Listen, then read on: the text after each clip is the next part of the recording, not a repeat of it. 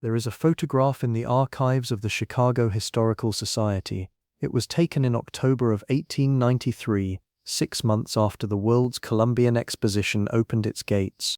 The image shows a row of colossal white buildings lined along a lagoon, their domes and colonnades rising like something lifted out of imperial Rome.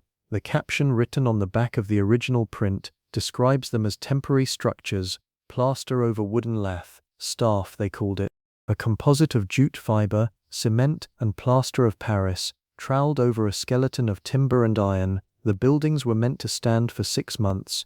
They were meant to be torn down before the first snow of 1894. That is what every history book records.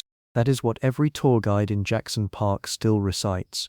But there are blueprints in the Burnham Archive at the Art Institute of Chicago that do not match that story, and once you see them, you cannot unsee them. I came to this research the way most people come to unusual things, which is by accident. I was looking for information about my great-grandfather, a stonecutter who had worked in Chicago during the early 1890s. The family story was that he had been hired for a major project, something he referred to in his letters only as the fair. I assumed he meant decorative work, ornamental plaster, the kind of surface detail that was plastered across every facade of the Columbian Exposition. What I found in the records of the Illinois Stonecutters Association was different.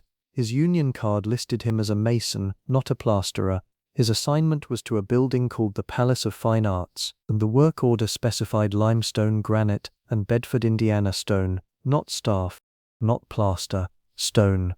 The Palace of Fine Arts is the only building from the 1893 exposition that is still standing. Today it is called the Museum of Science and Industry. Every official history explains that the building was rebuilt in the 1920s and 1930s using permanent materials because the original plaster shell had begun to crumble. But the blueprints signed by Charles Atwood in 1892, filed with the Chicago Department of Buildings, show load-bearing masonry walls 2 feet thick. They show a steel superstructure rated for a permanent classification of occupancy.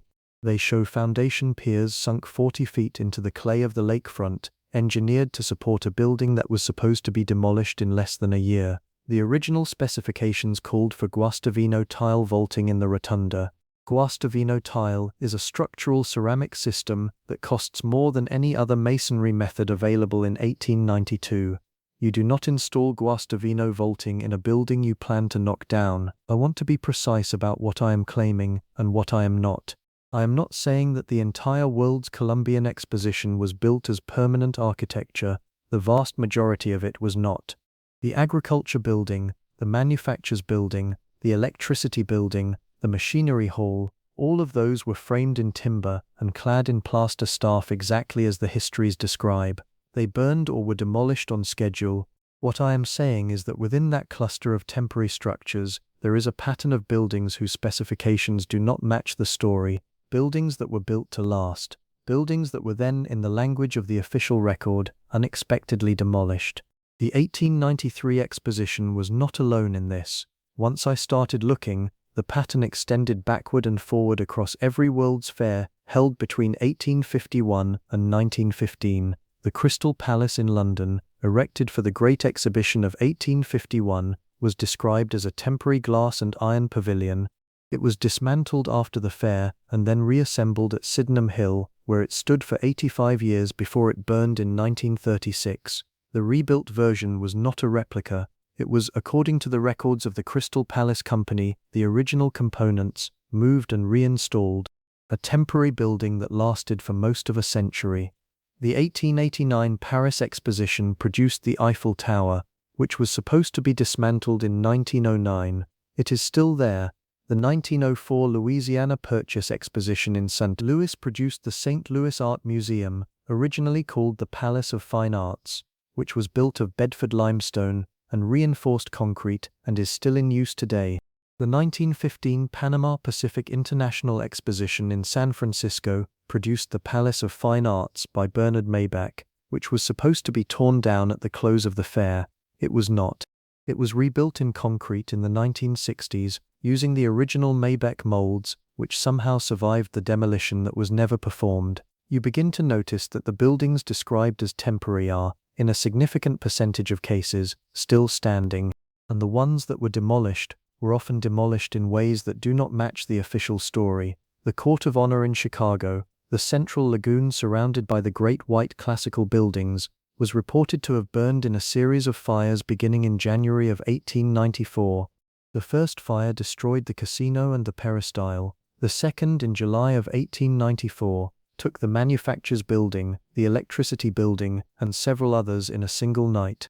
The official explanation is that the plaster staff was extremely flammable, and the buildings, once ignited, could not be saved. But the Chicago Fire Department's own incident reports, which are held at the Newberry Library, describe something stranger. The reports note that the fires began simultaneously in multiple separate buildings that were not physically connected. They note that fire suppression equipment which had been present during the exposition had been removed prior to the fires. They note that watchmen who had been stationed at the buildings had been dismissed in the weeks before the first blaze. I am not suggesting arson. I am suggesting that the narrative of accidental destruction does not explain the evidence. Here is what troubles me more. The blueprints I referenced earlier, the ones filed with the Chicago Department of Buildings in 1892, show something that the histories do not mention. They show basements, large, vaulted basements beneath the Court of Honor buildings, basements with reinforced concrete floors, floor drains, ventilation shafts, and in one case what the drawings label as a refrigeration chamber. You do not build a refrigeration chamber in a basement of a building you intend to demolish in 6 months. You do not install floor drains in a plaster pavilion. You do not dig 40-foot foundations for a structure that is supposed to come down before the ground freezes. The Burnham Archive contains a letter dated November 14, 1892, from Daniel Burnham, the chief architect of the exposition, to Frederick Law Olmsted, the landscape designer. In the letter, Burnham discusses what he calls the permanent disposition of the central buildings. He uses the phrase twice, permanent disposition. He does not say what the permanent disposition is.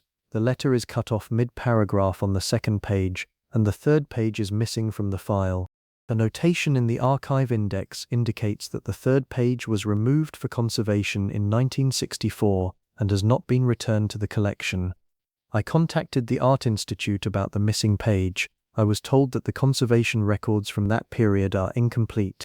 The page, if it was separated for conservation, is not currently locatable. This is not sinister.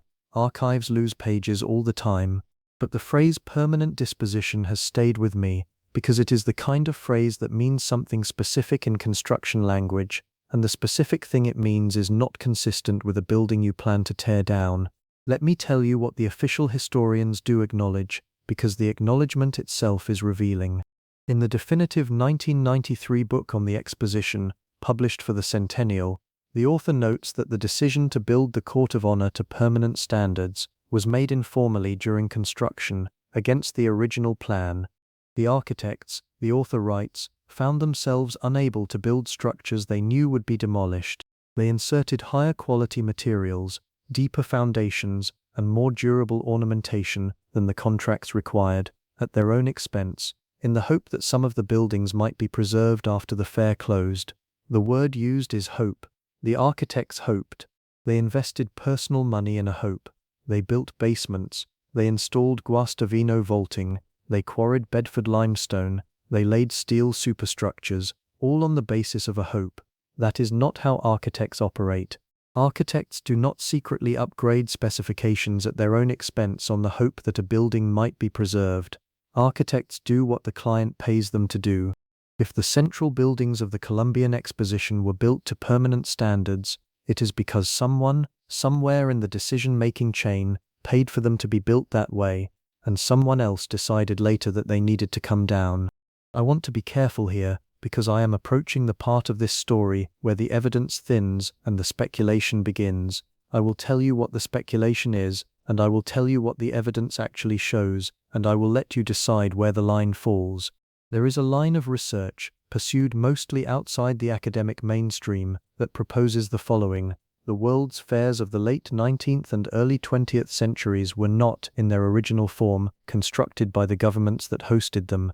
They were, according to this line of research, pre-existing structures that those governments inherited, adapted, and presented to the public as new construction.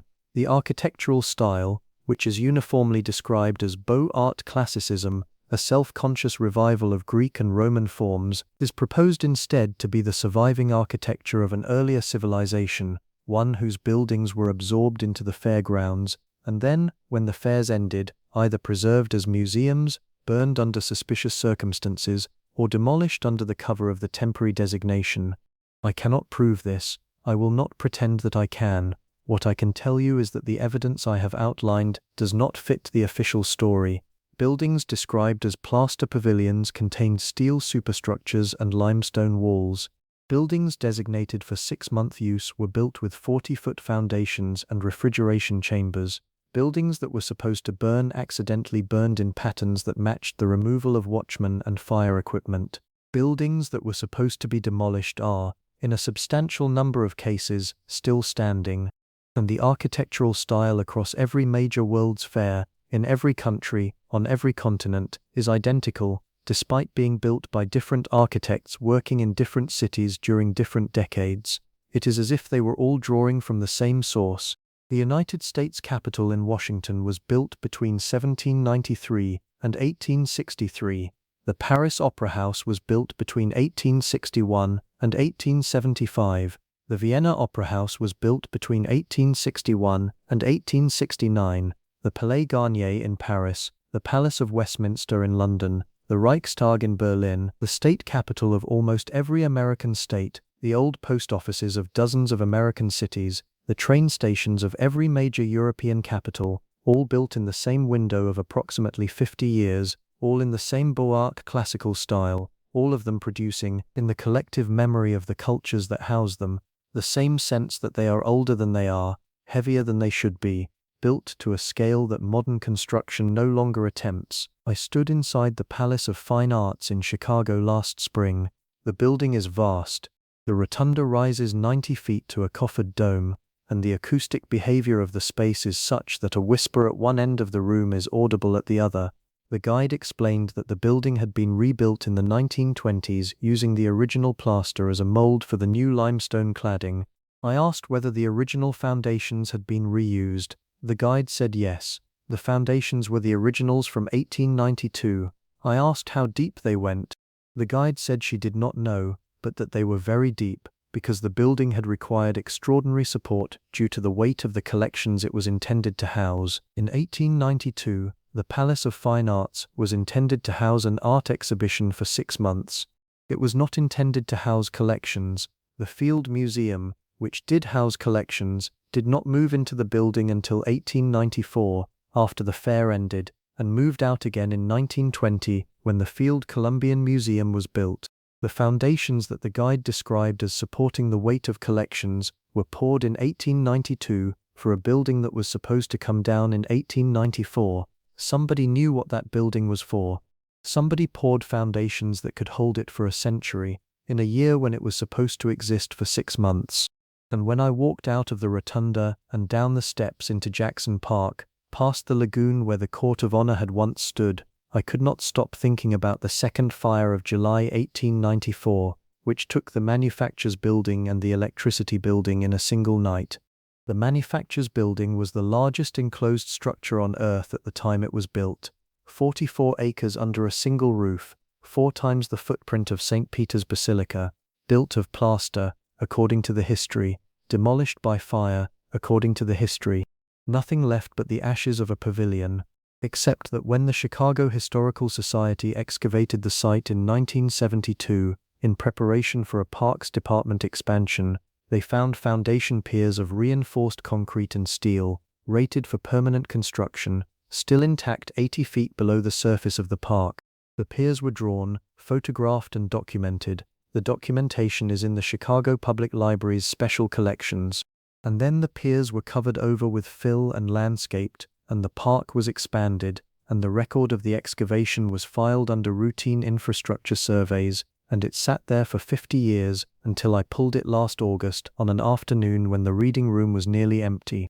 There are foundations beneath Jackson Park that should not exist. There are buildings still standing that were supposed to be demolished. There are fires that burned in patterns that do not match accidental ignition. There are blueprints that show basements and refrigeration chambers, and Guastavino vaulting in pavilions that were meant to last one season. There are missing pages in the Burnham correspondence. There are Union records of stonemasons working on buildings described as plaster pavilions. There are letters that use the phrase permanent disposition in contexts the history books have never explained. I do not know what the World's Fairs were. I do not have a unified theory that explains every anomaly I have described. What I have is a pattern, and once you see the pattern you cannot stop seeing it. Temporary buildings that were not temporary, accidental fires that were not accidental, architectural styles that appear everywhere at once, in a 50-year window, in every industrializing nation on Earth, with no clear explanation for why the civic architecture of St. Louis should match the civic architecture of Budapest, should match the civic architecture of Buenos Aires. The official story is that the Beaux Arts movement trained architects who spread the style internationally. That story is true. It is also incomplete. It does not explain why the foundations go so deep, why the materials are so heavy, why the buildings that were supposed to come down have refused to come down, and why the buildings that did come down went in fires that do not read as accidents. The last time I visited Jackson Park, I walked out to the edge of the lagoon where the Court of Honor had stood. The water was still, the grass was green, there was no indication that anything had ever been there. A jogger passed me on the path, a family fed bread to the ducks, and somewhere beneath my feet, 80 feet down in the clay of the lakefront, the piers were still holding the weight of buildings that were never supposed to exist in the first place. I keep returning to Burnham's phrase, permanent disposition. I keep thinking about what it means to dispose of something permanently. You dispose of something that is already there. You do not dispose of something you are building for the first time. You only use that language for something that exists, that is in your possession, that you have decided needs to be handled in a final way. And if that is what Burnham meant, then the question that has kept me up for 3 years is not how they built the buildings. The question is where the buildings came from in the first place. We have the foundations, we have the stone, we have the blueprints with the basements and the vaulting and the chambers that had no reason to be there. We have the fires that burned buildings that were not supposed to exist long enough to burn. We have the Palace of Fine Arts, still standing, built to a standard that no one has explained, on foundations no one has fully measured. The buildings that remain are answering a question that nobody is asking. The buildings that burned are refusing to stay silent, because the foundations are still there, beneath the park, holding the shape of what was above them. And the men who designed the fair, the men who wrote the letters, the men who authorized the permanent disposition, are all gone, and the pages that might have explained what they meant have gone with them. What we are left with is the ground, and the stones, and the sense, walking across the lawn on a summer afternoon, that the lagoon is too still, and the grass is too green, and the buildings that were supposed to be temporary are the only things that have lasted.